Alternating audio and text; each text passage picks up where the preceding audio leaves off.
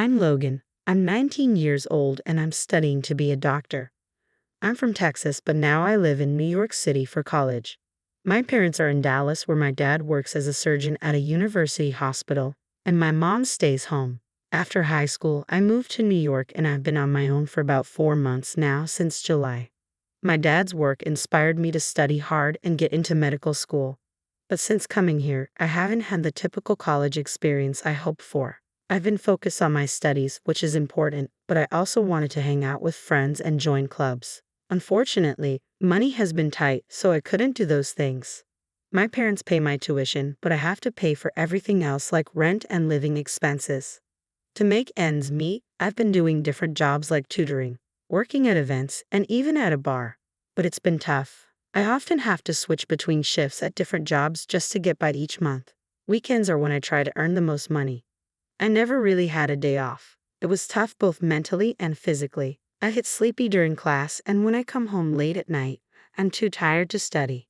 I'm worried I might fail my classes and have to repeat the year if things keep going like this. Studying should be my top priority, but I'm struggling to focus. I felt anxious and desperate, so I called my mom for some financial help, even if it was just a little. My dad is hardly ever home because he's busy with his job, so my mom handles the finances. I thought they could help because my dad earns well, but my mom said they couldn't afford to send extra money. Many of my friends get financial help from their parents, and I wished I had that too. Despite all this, I kept working hard at my jobs. The midterms came, but I hadn't studied enough, and as I expected, I had to retake some exams. After finishing the retests in early August, my summer vacation began. I'm planning to work a lot during this long break to earn as much money as possible. Once summer is over, I'll focus more on my studies. That means cutting down on work hours, which should help my finances. To save money, I've been eating cheap foods like instant noodles, bread, and discounted meals. I also use my bike instead of paying for transportation. Growing up, I never had to worry about money, so this new life of financial struggle is unexpected and tough. Despite all this, I stay in touch with college friends through texts. Seeing their fun photos makes me realize how different our lives are, even though we go to the same university. My friends often invited me out, but I had to reluctantly decline because I didn't have the money or the time. Let's go somewhere that doesn't cost anything, I suggested. One of our classmates messaged me, "Are you sure you're okay? You always seem tired at school, and I think you're working too much." My friend was concerned about me. I've got the physical stamina, and I need to earn my living expenses. Let's meet up once school starts again, I replied. After that, I went to work at the bar as usual, but something happened shortly after. I collapsed during my shift. It was a busy Friday with lots of customers, and as I was carrying drinks, I suddenly felt dizzy. I don't remember much after that, but when I came to, I found myself in the hospital. According to the doctor, I collapsed due to exhaustion and malnutrition. I received treatment and was allowed to go home the same day. I immediately called my boss at the bar to apologize. My boss explained that after I collapsed, he had called my name, but I was too out of it to respond, so he called an ambulance. He had also contacted my parents. "You've been taking on a lot of shifts, and I relied too much on that. I'm sorry about that. I want you to rest easy for the rest of the month," my boss said. This meant a cut in my income. As I rode the subway home from the hospital, I wondered if I should take on more tutoring jobs. I found myself at a loss. I was supposed to work at the bar the next day, but that suddenly turned into a day off. I decided to quietly stay in bed today. While checking my phone, I noticed a message from my friend that I had missed while I was unconscious. I replied and explained why my response was delayed. Upon learning about my situation, my friend decided to come over. He bought groceries at the supermarket and made spaghetti for me. While eating the meal he had kindly prepared, our conversation turned to the topic of living expenses for someone living alone. When I mentioned that I wasn't receiving any financial support from home, my friend was surprised. "That's why you've been working so hard. Your dad's a doctor. You should be getting some support."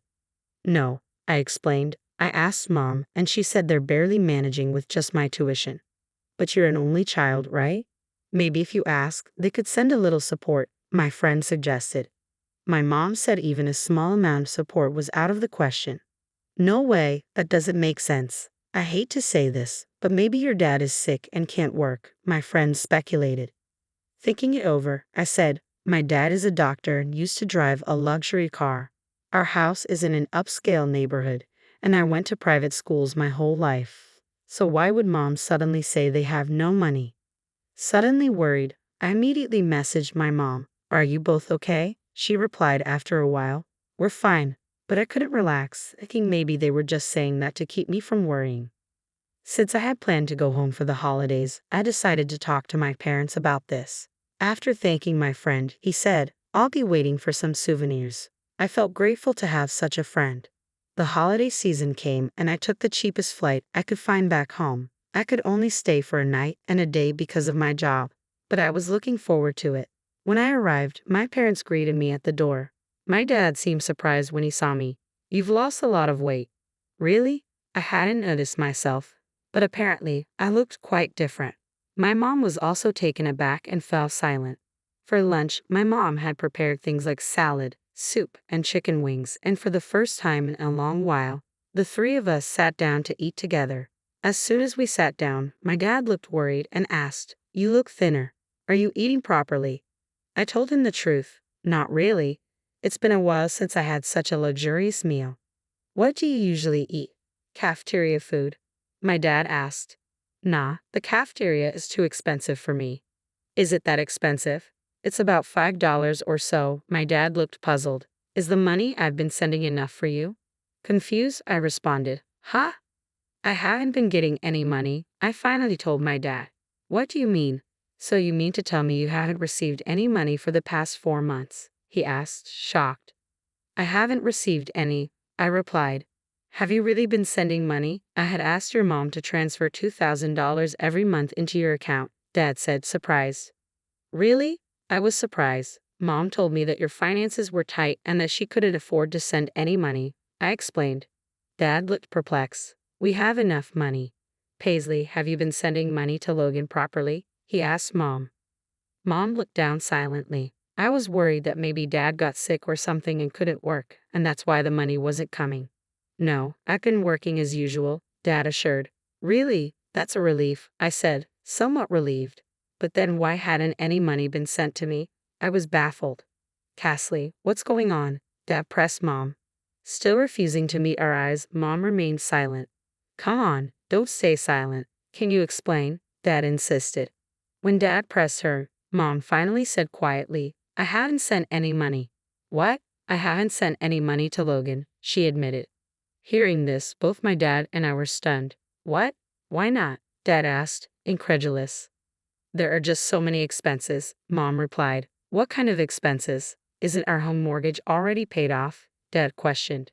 Realizing she could no longer hide the truth, Mom dropped a bombshell. I've been keeping the money for myself, she confessed. I was dumbstruck. I read online that medical students can earn more than regular students with tutoring jobs, so I thought you'd be okay. I asked you to send me even just a small amount of money, but honestly, I didn't realize you were that strapped for cash, Mom explained. My mom continued in a matter-of-fact tone. There was a call from Logan's workplace recently saying you collapsed from overwork. I was also shocked to see how thin you've become. What? Logan collapsed. What happened? It seemed my dad hadn't been informed about the recent events, so I explained. You collapsed from overwork and malnutrition. Yeah, but it wasn't anything serious, I added. Paisley, why didn't you tell me? My dad asked, clearly upset. I'm sorry. I was afraid he'd find out I wasn't sending the money, my mom said without any sign of guilt. This is outrageous. Logan had to work until he collapsed because he didn't have any money, Dad exclaimed. I didn't mean any harm, my mom defended herself. What have you been using all the money for? Dad confronted her. After a brief pause, she finally spoke up. Well, actually, I have some debts. What? Those were unimaginable words coming from her, who always seemed to perfectly manage the household and even took care of the garden flowers. I thought. The money was used to pay off my debts, Mom continued. Debt? How much do you owe? Dad asked, clearly in disbelief. Mom, still looking down, said quietly, about $100,000. $100,000. I was shocked by the amount. My dad sighed deeply. Why do you have so much debt? I got into gambling, Mom confessed. Basically, I had gotten myself into gambling debts without our knowledge. Why would you even start something like that? Dad asked, holding his head in his hands.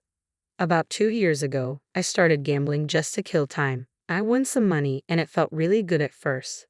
I only used small amounts, but going to the casino became a habit, and I started betting more and more. I couldn't stop, and it led to that amount. I had never gambled, so I couldn't understand why she couldn't stop. Yes, I kept trying to win back what I lost, but I ended up losing more often than winning. I even dipped into our savings, she admitted. So you've spent more than just the debt amount? Dad yelled at her. How much of our savings did you use? He demanded. About $30,000, Mom confessed. I stopped withdrawing more because I thought you would find out. She looked like she was about to cry. If you'd talked to me about it earlier, it might have been better. With that amount, you could have worked part-time and paid it back little by little, right? Dad said. I absolutely don't want to work part-time, she said emphatically. Get a grip. You racked up the debt yourself. He was visibly angry. I've been a stay-at-home mom for so long. There's no way I can work now. That's why I borrowed money from payday lenders, she confessed. I was stunned by her selfish reasoning. Then the interest piled up and the debt just grew. I got involved with various lenders, and now I can't make payments anywhere. I'm completely overwhelmed. Dad sighed again. Are you still gambling in this situation? Yes, I see no choice, Mom admitted. Then I'll pay off the debt for you, Dad said decisively. Really? Mom stood up from her chair, her face brightening with joy. I knew you would help me. She rushed towards him, looking moved. However, things didn't turn out as favorably for her. But this is your severance. Let's get a divorce, Dad said abruptly. What? I was surprised. Divorce? I will never agree to a divorce, Mom said firmly. Her face turned from joy to terror, as if she had been cast down from heaven to hell.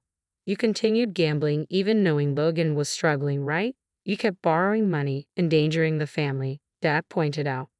That's true, but I can't continue as a family with a wife who prioritizes gambling over her son, he insisted. No way, she finally burst into tears. I'll never gamble again. Please forgive me, she pleaded. But he seemed resolute. Your gambling is likely an addiction. You'll need to see a psychiatrist and undergo long-term treatment.